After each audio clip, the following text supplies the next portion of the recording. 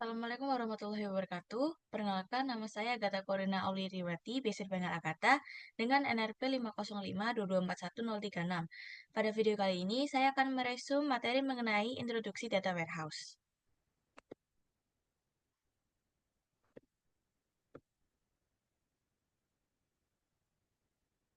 Nah, yang pertama, masuk ke latar belakang. Di latar belakang yang pertama, semakin banyak data, maka sulit diakses dan dimanfaatkan. Maka diperlukan adanya data warehouse untuk memudahkan akses dan untuk memudahkan pemanfaatan data-datanya.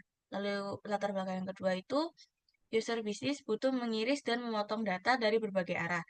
Jadi kalau misalkan user bisnis ini ingin menambah atau mengubah atau mengurangi data-datanya, itu bisa menggunakan data warehouse.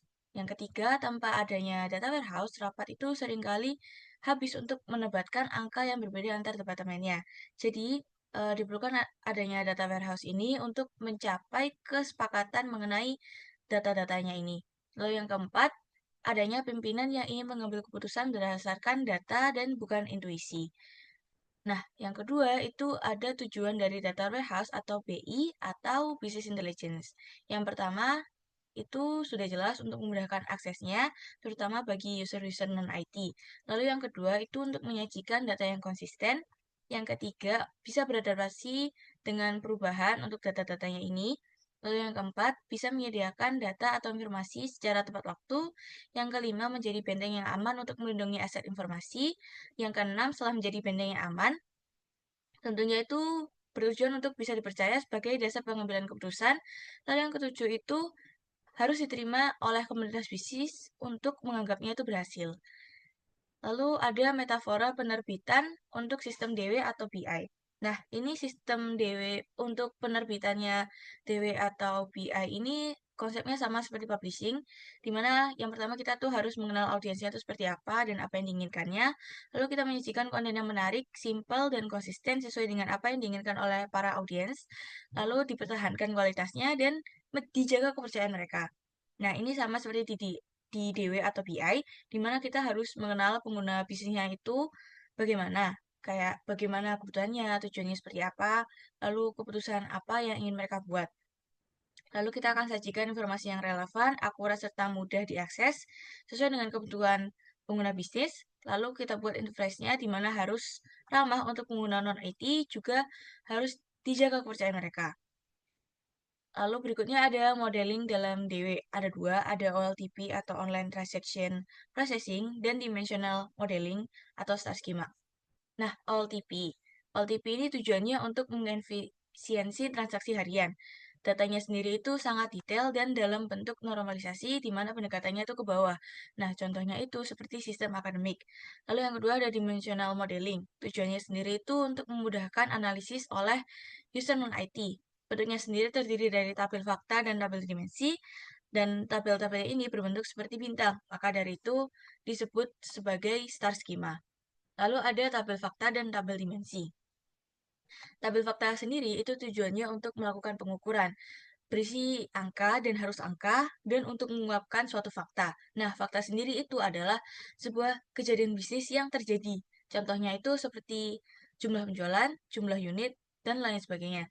Lalu di tabel fakta itu punya foreign key yang menghubungkan ke tabel dimensi. Nah, di tabel fakta sendiri, satu event di dunia nyata itu sama dengan satu baris di tabel fakta. Lalu yang kedua itu tabel dimensi, di mana tujuannya itu untuk memberikan deskripsi atau konteks deskriptif pada fakta tadi. Nah, contohnya itu seperti nama produk, kategori, customer, lokasi, dan lain sebagainya. Di tabel dimensi itu menjadi entry point bagi user bisnis atau non-IT untuk dianalisis. Panjangnya sendiri ke kanan dalam bentuk denormalisasi, di mana tujuannya itu untuk memudahkan user non-IT.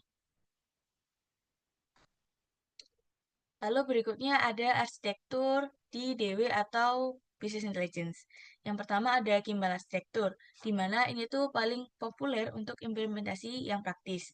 Nah, ada dua sisi, itu backroom sama front room. Nah, backroom ini untuk bagian IT-nya, di mana data itu diperoleh dari berbagai sumber, bisa dari OLTP, Excel, CSV, atau aplikasi, yang nantinya data ini akan diekstrak, ditransformasi, dan dimuat. Nah, datanya ini juga akan dibersihkan, diseragamkan, dan disiapkan. Lalu yang kedua ada sisi front room. Ini sisi untuk bisnisnya atau sisi bagi user non-IT, di mana datanya itu sudah dalam bentuk star schema, digunakan oleh biasanya itu digunakan oleh user non-IT lewat laporan atau dashboard, dan tentunya mudah digunakan serta performanya itu cepat. Yang kedua itu ada arsitektur independent data mart arsitektur, di mana setiap departemen itu bakal bikin data mart sendiri, misalkan kayak finance data mart, HR data mart, dan lain sebagainya. Lalu masing-masingnya itu akan menarik data dari sumber yang sumbernya itu bisa berbeda. Terus lalu data mart itu akan berdiri sendiri-sendiri. Kelebihannya itu cepat dibuat dan cocok untuk organisasi yang kecil, tapi kekurangannya adalah rawan duplikasi logika di ETL, terus bisa ada perbedaan angka di antar departemennya atau ada inkonsistensi data, dan susah dibelara kalau misalkan datanya itu sudah banyak. Yang ketiga, itu ada Inmans Hub and Spoke Arsitektur, di mana semua data itu sumbernya bakal dikumpulkan terlebih dahulu di Enterprise Data Warehouse atau EDW, lalu bentuknya akan ternormalisasi menjadi 3NF. Nah, setelah dari EDW, itu akan dibuat data mart khusus. Jadi akan ada dua level, di mana yang pertama itu adalah EDW, dan yang kedua adalah data mart. Yang keempat, itu ada Hybrid Arsitektur. Ini adalah kombinasi dari Kimball Arsitektur dan Inmans Hub and Spoke Arsitektur. Datanya itu melalui dua tahap ETL. Yang pertama ETL ke DW itu normalized dan terintegrasi, dan ETL ke data mart, di mana itu dimensional atau sudah dalam bentuk star schema. Kelebihannya sendiri ada integrasi kuat dari ETW-nya dan ada kemudahan analisis dari star schema-nya. Lalu eh, ada mitos di dimensional modeling. Yang pertama hanya untuk data ringkasan.